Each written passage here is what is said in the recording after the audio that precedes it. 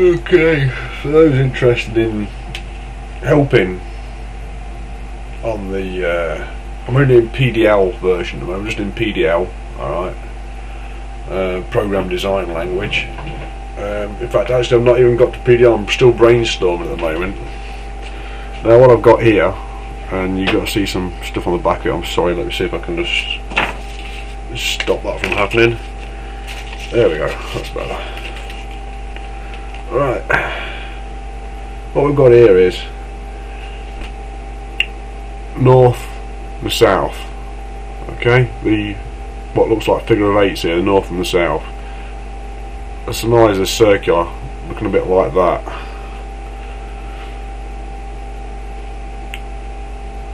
Okay, and then what we've got is we've got three particles which are, as we can see, north and south. Yeah, each particle has got a north and a south. Maybe you're looking similar to that themselves.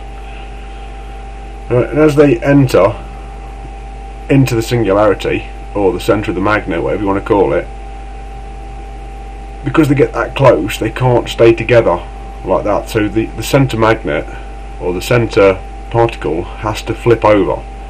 And as it flips over through the centre of the singularity,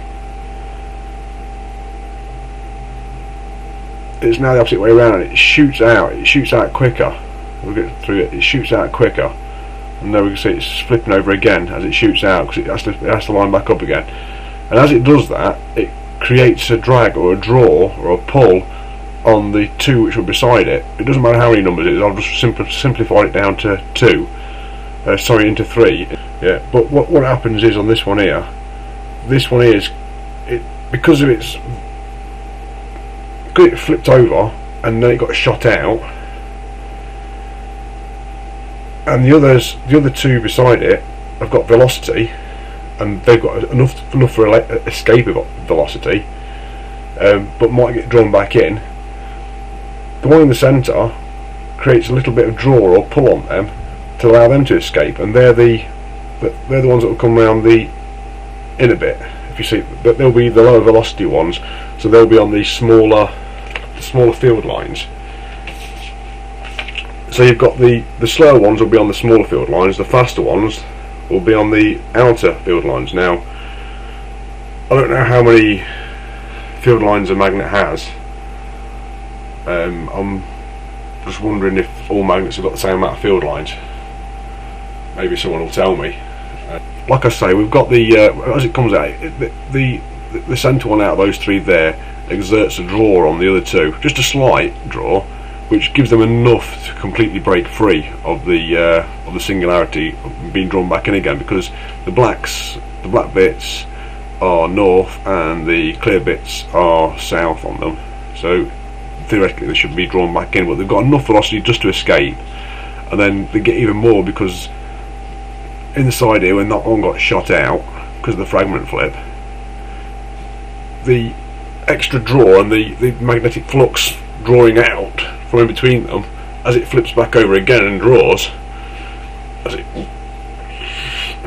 it just exerts that little bit extra effort just to make sure that they get clear. Yeah, so it doesn't foul up the exit venturi, and the structure, obviously shape, dimension, all that lot. Loads of objects in that. That's just a part of the program. And we've got velocity, speed of ejection, which is the speed it comes out, and obviously you've got inlined ejection and fragment flipped ejection speeds, which are completely different. These have two speeds, blah blah blah. Then you've got envelopment, which is, that's where they come back in again. They get enveloped back in again. Just before they get ejected, they get enveloped, then they get injected. Resistance, which is an illusion of velocity loss. So as they get injected, the inline particles, which are aligned with the singularity's poles, have a illusion of velocity loss, but because they don't lose any velocity, it's just an illusion. So it's like dragging. It's like a dragging time. And remember, there's travelling close to the speed of light. Enlargement is the illusion of regaining the velocity that they've lost, and obviously I've just talked to you about that in the video. Reimbursement, blah, blah, blah, blah, blah. Equal uncertainty, equal uncertainty, which is another object I'm working on. It's called equal uncertainty. It's amazing. If you want to do some work on that one with me, that's fair enough. Fragment flip, which I've explained already, is blah blah blah, they're lined up in the fragment flip. What else have we got in here?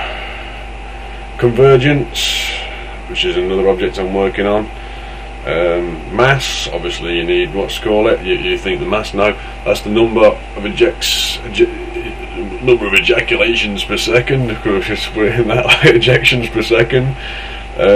Field size, field strength, I'm going to have to put into that one now, individual field line strength in that program. That's another object inside that one. States, north, south, transitional, intermediary. So the state of the fragment flip, each state is going to be put in 0, the size 1, the size of 1, 2, the size of 2, 3, the size of 3, because I'm working in 3. They've all got to be individual. Obviously we'll have to expand that out and give that an expansion, give that some kind of way of being expanded in the program. Then we've got expansion field, we've got compression field, that's to do with envelopment and convergence and enlargement. There's quite a lot to it. There's a lot of dimensions in a magnet. But anyway, I just did this very very quickly just to let you know what I'm doing and what I'm theorising.